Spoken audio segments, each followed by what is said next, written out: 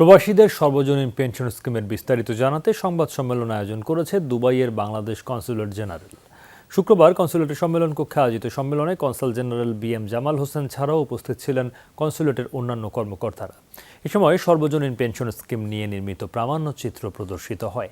এছাড়া প্রবাসীরা কিভাবে অ্যাকাউন্ট খুলবেন, টাকা জমা দেবেন এবং কী কী সুবিধা রয়েছে তা তুলে ধরা হয়।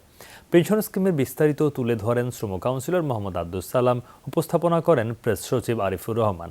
জানান, সর্বজনীন পেনশন স্কিমে 18 থেকে 50 বছর বয়সী যে কোনো প্রবাসী পেনশন সুবিধা নিতে পারবেন।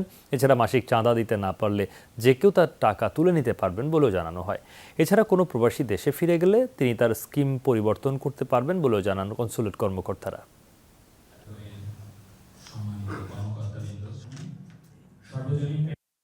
নামের সাথে সর্বজনীন আছে, এর অর্থ হচ্ছে বাংলাদেশের সকল শ্রেণীর মানুষ এই স্কিমের আওতায় আসার সুযোগ আছে। ধরেন আপনি 20 লক্ষ বা 30 লক্ষ টাকা জমা করেছেন, এইটার 50% আপনি লোন হিসাবে নিতে পারবেন।